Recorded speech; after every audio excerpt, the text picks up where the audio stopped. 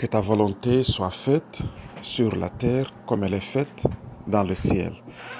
Voilà comment le Seigneur Jésus-Christ nous a appris à prier. Que ton règne vienne. Bien-aimés, voici les objectifs, voici les desseins éternels de Dieu depuis avant la fondation du monde. L'objectif et le dessein éternel de Dieu dans notre vie, ce n'est pas le salut, ce n'est pas le mariage, ce n'est pas la guérison, ce n'est pas que je sois béni matériellement, ce n'est pas que je sois délivré de la sorcellerie, ce n'est pas que je puisse m'épanouir sur n'importe quel plan, ce n'est même pas que j'ai un ministère et que mon ministère aille de l'avant et que j'ai beaucoup de gens dans mon ministère. Non, l'objectif que Dieu avait depuis avant la fondation du monde, en créant l'homme, son souci était que l'homme puisse refléter son image, que l'homme soit sur la terre une représentation exacte de Dieu dans le ciel, que l'homme soit une ambassade du royaume de Dieu sur la terre. Et je parle individuellement, collectivement, en tant qu'un groupe, une église, en tant qu'une famille, en tant qu'une communauté, en tant qu'une nation, en tant qu'un peuple. Alors, cette destinée-là, c'est la destinée de l'épouse de Christ, d'être semblable à son époux, qui est l'agneau de Dieu. Bien-aimé, l'histoire de Vasti nous explique cela de manière très très claire. La raison pour laquelle Vasti était déposée, la raison pour laquelle Vasti était chassée par le roi, c'est parce que Vasti n'avait pas compris que la beauté qui était en elle, c'était une beauté qui appartenait au roi. En ce temps-là, quand le roi choisissait une reine, mais la reine, ce n'est pas comme nous aujourd'hui, lorsque nous nous marions, la reine était sujet du roi. La reine était comme une esclave du roi. La reine appartenait au roi. Le roi choisissait une reine qui allait être reine à la merci du roi. Alors, toute la beauté que la reine reflétait, toute la gloire que la reine reflétait, c'était la gloire du roi. C'est ainsi que le roi pouvait demander à la reine de venir exhiber cette beauté et cette gloire devant le monde entier. Vasti n'avait pas compris cela et c'est pour cela qu'elle était chassée. L'Église doit comprendre cela, c'était prophétique. Nous devons manifester, nous devons refléter, nous devons exhiber, bien-aimés, la beauté, la gloire, le succès, la popularité de notre époux, de notre Seigneur, qui est notre roi. Bien-aimés, la raison pour laquelle le Seigneur veut habiter au-dedans de nous, et pour cela, il faut que nous devenions un vase transparent, afin que lui étant au-dedans de nous soit visible quand on nous regarde. C'est pour que nous puissions refléter cette gloire dans le monde. Et pour y arriver, nous devons mourir en nous-mêmes. Nous devons porter notre croix. Nous ne pourrons jamais refléter la gloire du roi aussi longtemps que nous avons notre propre gloire. Aussi longtemps que nous pensons que cette gloire est à nous. Vasti avait cru que c'était sa gloire à elle et qu'elle pouvait décider ce qu'elle pouvait en faire. Et c'est pour cela qu'elle a été déposée.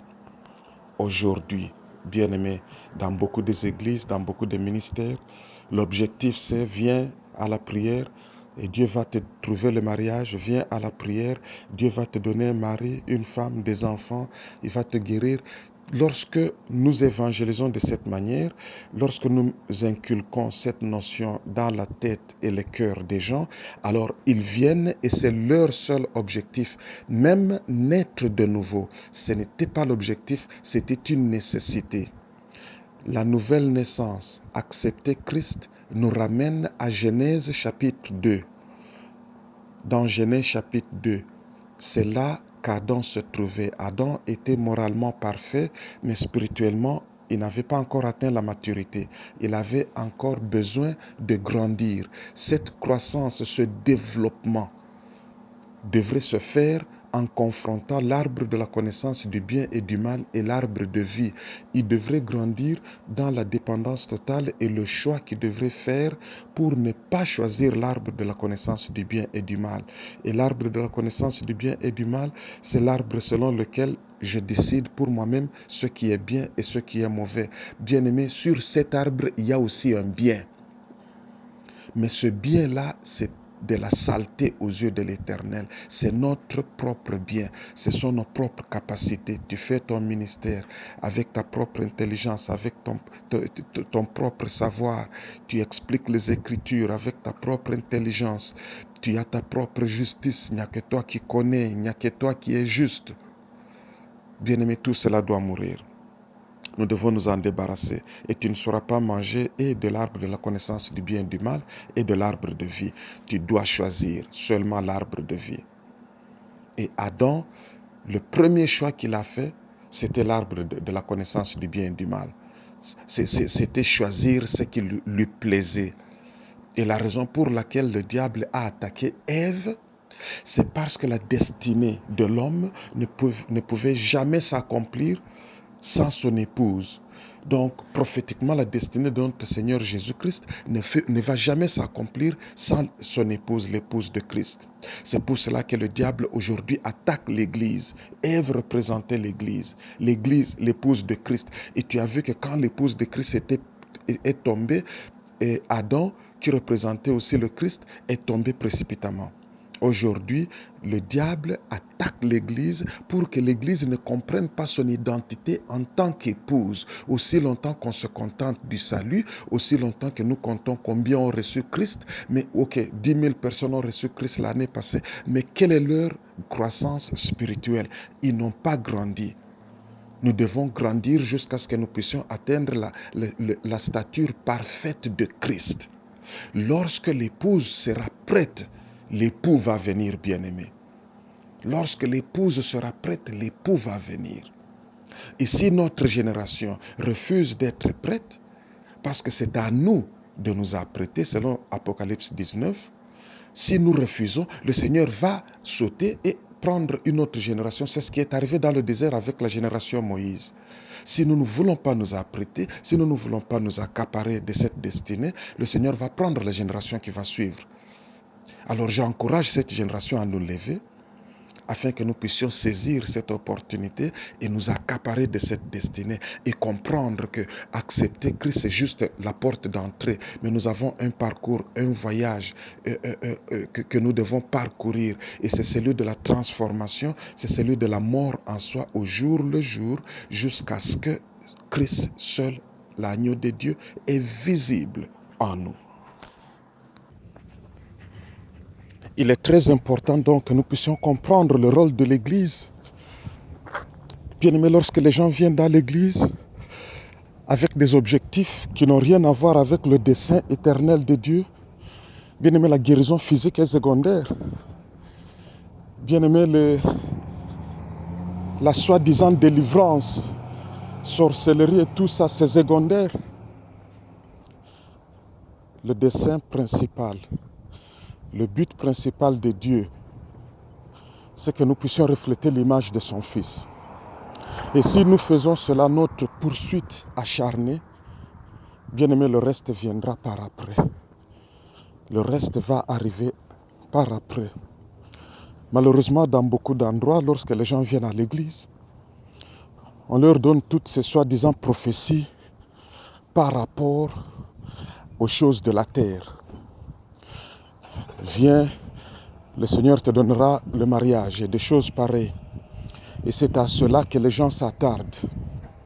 On multiplie des prières par rapport aux choses de la terre. Nous sommes devenus comme les animaux. Bien-aimés, si vous observez les animaux, vous verrez que les animaux ont leur regard tourné vers la terre.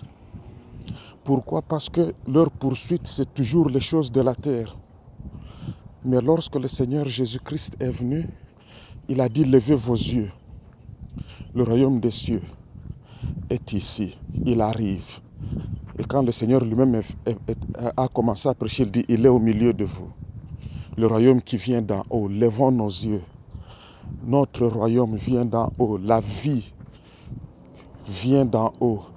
Nous devons renoncer à notre propre vie, à toutes nos poursuites. Si nous comprenions l'espérance qui est attachée à cet appel et la gloire qui est associée à cela, bien-aimés, tout le reste ne comptera plus. Nous devons demander à Dieu de nous donner cette révélation-là. Lorsque les gens viennent, les gens venaient à notre Seigneur Jésus-Christ. Dans Luc 14, la parole de Dieu nous dit, à partir du verset 25, des grandes foules le suivaient. Nous, aujourd'hui, quand les grandes foules viennent dans notre église, nous sommes flattés. Mais le Seigneur n'était pas flatté. Il les a regardés et il leur a imposé la condition d'être disciples. Si tu n'es pas ton propre père, ta propre maman, tes frères et sœurs, ta femme, tes enfants, ta propre vie, et si tu ne portes pas ta croix tous les jours et tu ne me suis pas, tu ne peux jamais être mon disciple. Il était ferme. Il a regardé à ce jeune homme, il lui a dit, va, tout ce que tu as, distribue tout l'argent aux pauvres et puis après viens et suis-moi. Ça, c'était des conditions très dures. Mais c'était les conditions que cet homme devait remplir afin de devenir disciple. Quelles sont les conditions que toi tu dois remplir pour devenir disciple de Christ?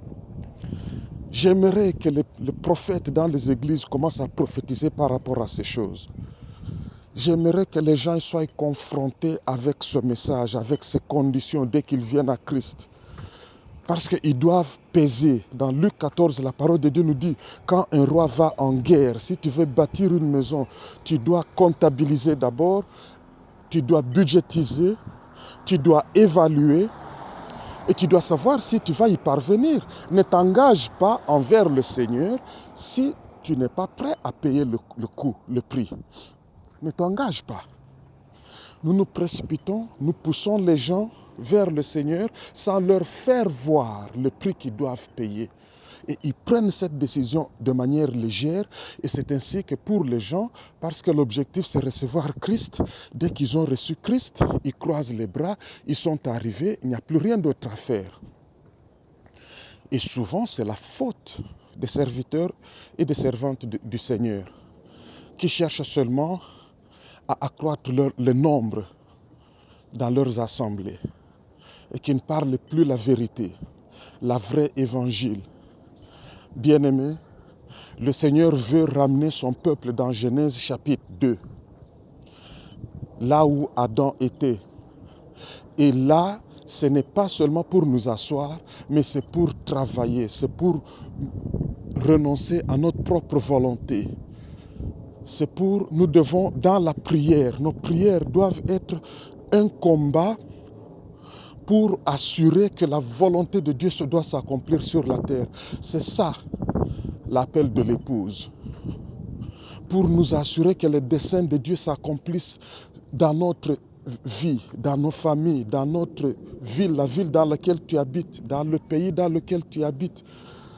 Nous devons pleurer. Nous devons jeûner pour ça. Nous devons nous battre pour ça. Nous devons nous engager dans ce combat.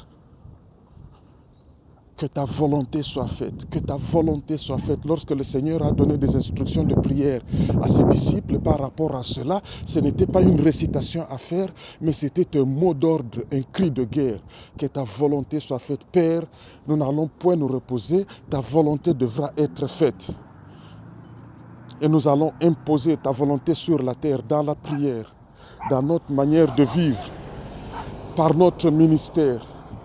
Nous allons proclamer cela du haut des toitures. Nous allons proclamer cela sur les rues, sur les boulevards, à tout croisement de chemin, dans la place publique. Nous allons proclamer cela nuit et jour. Nous allons déclarer cela, que ta volonté seule soit faite, ô mon Dieu. Que ta volonté seule soit faite, ô mon Dieu. Dans le nom de notre Seigneur Jésus-Christ de Nazareth, nous ne permettrons point que la volonté d'un homme soit faite. Malheureusement, aujourd'hui, même beaucoup d'églises, il ne s'agit plus de la promotion du Seigneur, mais c'est la promotion du serviteur.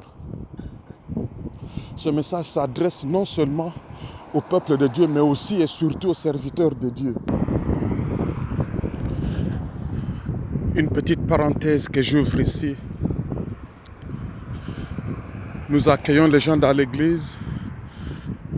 Nous prions beaucoup dans nos églises. Mais nos prières ne visent que les choses de la terre. Des activités et une intensité de prière presque sans précédent couvrent la terre aujourd'hui. Mais une parole qui vient du Seigneur, Dieu dit, vous avez beaucoup d'activités, mais sans fruit. Beaucoup d'activités, mais sans fruit. Quel est le fruit de toutes ces prières? Et le fruit, la mesure du fruit doit être comparée au passage de Éphésiens chapitre 4, versets 11 à 16, mais nous pouvons nous arrêter au verset 14. Voilà la mesure. Le Seigneur nous mesure, le Seigneur fait des calculs seulement par rapport à la mesure de son Fils qui a en moi.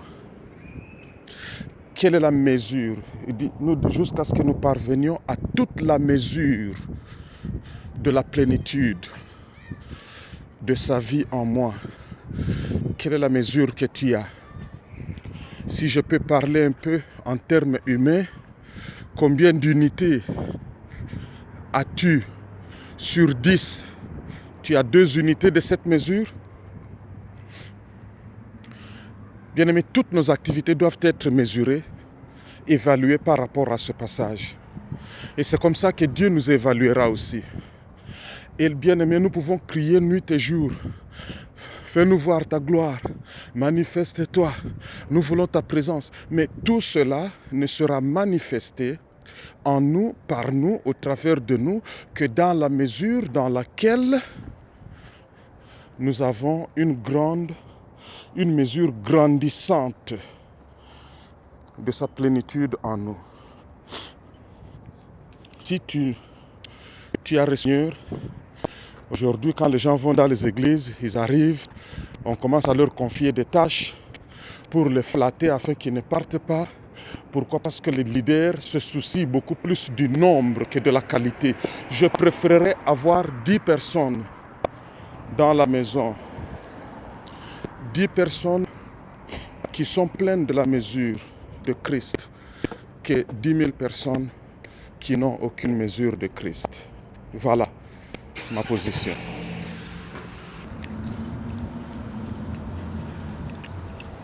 L'objectif de Dieu, c'est que nous puissions abriter, que nous devenions le temple, que nous soyons la maison, abritant toute la mesure et manifestant, révélant toute la mesure parfaite de Christ. Bien-aimé, c'est ça l'objectif. Et sur la terre, c'est ça le travail de l'Église. Bien-aimé, et nous devons donner cela aux gens dès le commencement, leur fixer des objectifs. Voilà notre but, voilà l'objectif de ta démarche, afin que les gens puissent se mesurer eux-mêmes, s'examiner eux-mêmes par rapport à cela.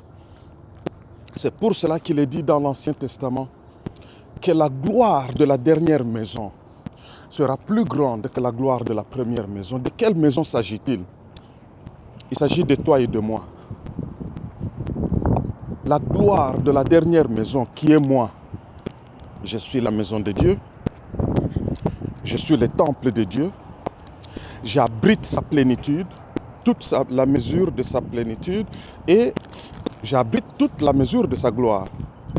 C'est ça le résultat. Et c'est de cette manière que la gloire qui est manifestée, révélée en moi, par moi, au travers de moi, en tant que vase transparent, est plus grande parce qu'il s'agit ici de la gloire réelle. Le Fils de Dieu lui-même en moi, toute la mesure, la plénitude en moi. C'est ça mon souci, c'est ça mon objectif. Voilà nos prières devraient nous préoccuper beaucoup plus de ça, plutôt que de la sorcellerie, de Satan, des démons, mariage et tout consort. Esther n'avait qu'une seule prière, Esther n'avait qu'un seul désir, Esther n'avait qu'une seule volonté. Révèle-moi les désirs du roi. Fais-moi connaître ce que le roi aime. Fais-moi connaître ce que le roi veut. Révèle-moi la volonté du roi. Ô roi, que ta volonté soit faite. C'était le désir d'Esther. Elle a mis tout le temps pour être préparée. Elle n'a pas tenu compte du parfum qu'elle aimait. Elle a demandé quel parfum le roi aime.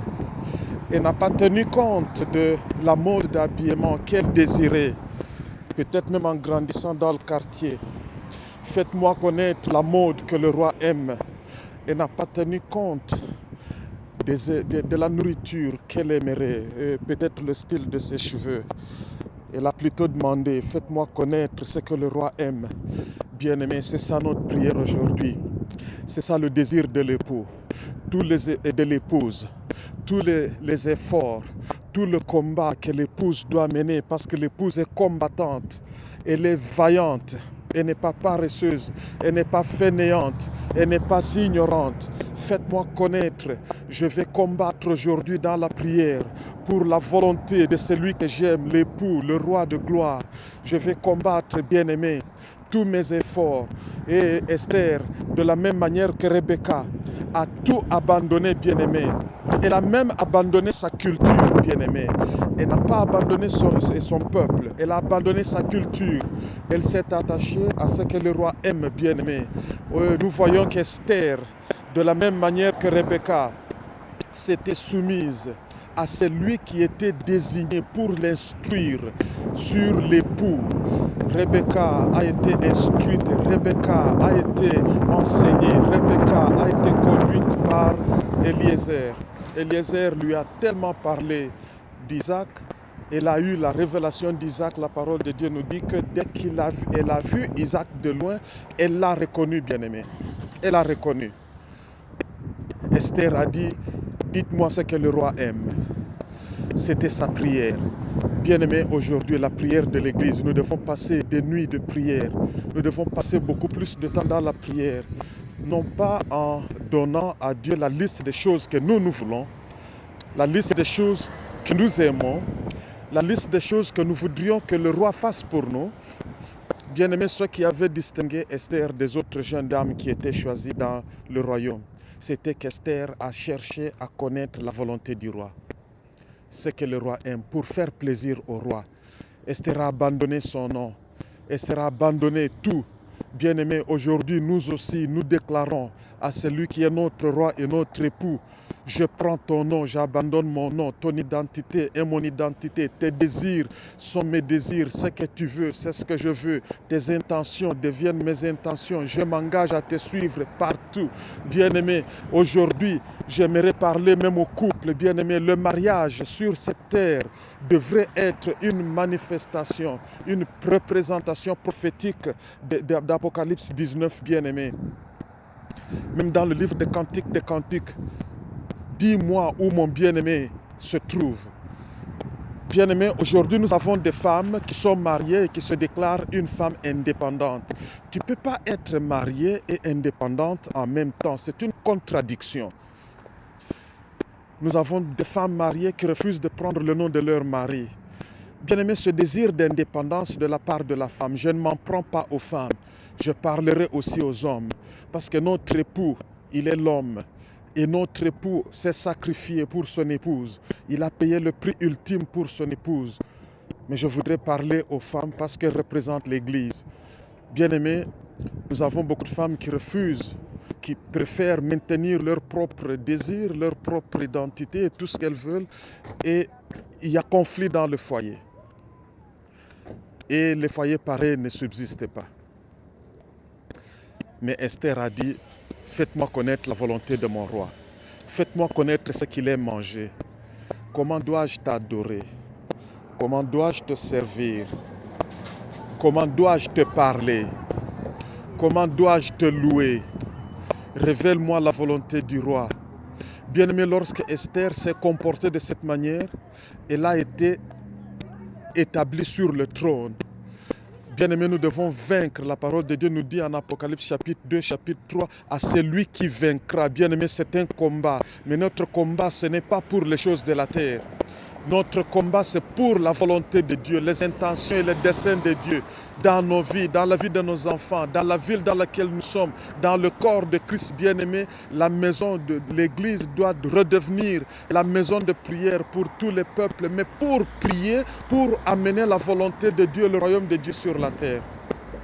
Lorsque Esther a ainsi été établie sur le trône, à partir du trône, maintenant, elle a intercédé pour son peuple. À partir du trône, maintenant, elle a combattu pour elle et la maison de son père. Et c'est à partir du trône, bien-aimé, qu'elle s'est présentée devant le roi. Bien-aimé, observez aussi une chose.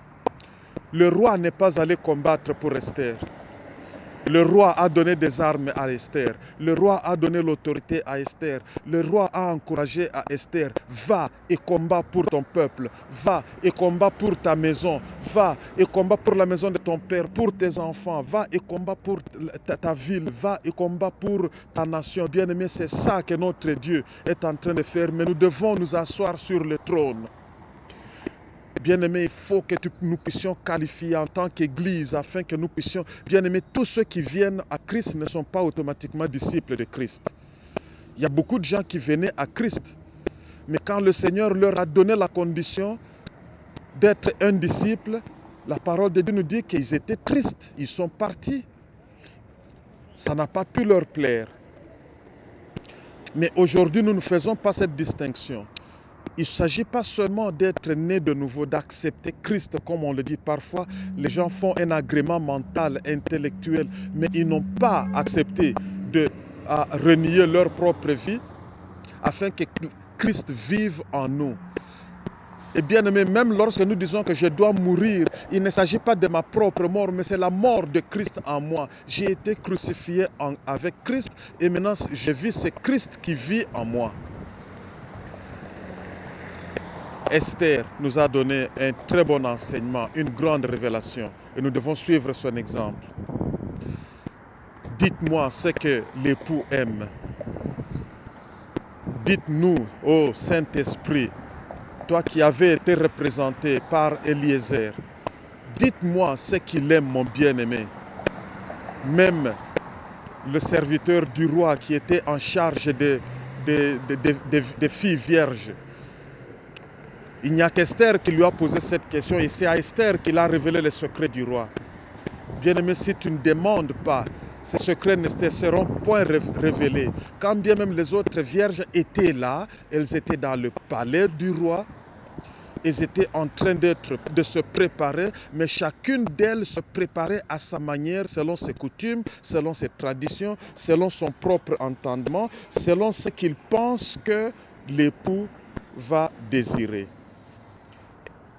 Mais une seule a posé la question. Je veux me conformer à l'image de l'époux. Je veux refléter l'image de l'époux.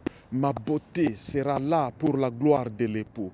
Ma gloire, c'est la gloire de l'époux. Ce n'est pas ma propre gloire. J'ai déposé ma propre gloire. Je vais m'habiller comme l'époux veut que je m'habille. Je vais manger comme l'époux veut que je mange. Je vais marcher comme l'époux veut que je marche. Je vais parler comme l'époux veut que je parle. Je vais agir comme l'époux veut que je puisse agir. Que ta volonté soit faite.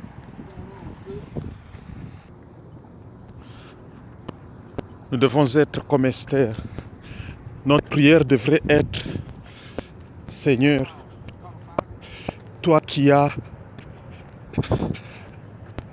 renoncé à ta vie, toi qui as donné ta vie volontairement, personne ne te l'a ôté de force, afin que plusieurs puissent vivre, afin que moi je puisse vivre aujourd'hui, Seigneur, moi aussi, je renonce à ma propre vie, afin que ta vie, que je puisse vivre par ta vie. Je ne vis plus par ma propre vie, mais je vis par ta vie. et que ta vie en moi, Seigneur, amène plusieurs à la vie. Seigneur, que ta vie en moi se manifeste et soit une révélation de toi aux nations. Bien-aimé, lorsque la vie de Christ est en nous, en ce moment-là, je n'ai plus de ministère. Bien-aimé, la notion de ministère a été mal comprise. Nous n'avons pas compris que tout ce que nous faisons, c'est Christ qui doit le faire en nous. Dieu ne cherche pas des hommes et des femmes pour le servir. Il cherche plutôt des vases par lesquels il va travailler, afin que lui seul puisse faire ce qu'il doit faire. Que ton règne vienne, que ta volonté soit faite. Viens, accomplis ta volonté en moi. Je dois devenir un vase transparent, purifié, bien-aimé. Que mes émotions, Seigneur, soient alignées avec tes émotions. Que mon cœur soit en alignement avec ton cœur. Que mes désirs soient alignés avec tes désirs, ô Dieu. Que mon cœur soit un jardin dans lequel tu viennes trouver du fruit mûr pour ton plaisir. Bien-aimé, cela devrait être notre poursuite. Seigneur, que tes désirs soient mes désirs. Je renonce à mes propres désirs. Je m'abandonne à toi, Seigneur. Je porte ma propre croix et je crucifie moi-même. Afin que toi tu vives en moi, qu'au travers de moi, tu amènes beaucoup de nations à la vie. Bien-aimé, lorsque la vie de Christ se manifeste en nous, je n'ai plus de ministère en ce moment-là. Mais c'est plutôt la vie de Christ qui coule. C'est ce qu'il a voulu dire par des fleuves d'eau couleront du plus profond de moi, de mon sein, jusque dans la vie éternelle, pour bénir les nations. C'est ça, c'est le ministère de Christ. Si nous pouvons fonctionner de cette manière, il n'y aura plus de conflits dans nos églises. Il n'y aura plus de jalousie entre nous. Il n'y aura plus de compétition entre nous. Christ sera glorifié. Bien-aimé, lorsque l'épouse sera prête, comme je l'ai dit plus tôt, l'époux viendra pour elle. Lorsque l'épouse est prête, l'époux viendra. Mais si cette génération refuse de s'apprêter, bien-aimé, le Seigneur va prendre la génération qui va suivre. Et jusqu'à présent, notre génération a gaspillé le temps. Jusqu'à présent, notre génération n'a pas voulu poursuivre la volonté souveraine de Dieu. Notre génération s'est spécialisée en donnant à Dieu une liste de choses à faire pour nous. Notre volonté, nos désirs, nos besoins. Nous avons longtemps négligé les besoins de l'Éternel, les intérêts de l'Éternel. Nous avons longtemps négligé les désirs de l'Éternel, les désirs de l'époux. Il n'est pas content, bien-aimé.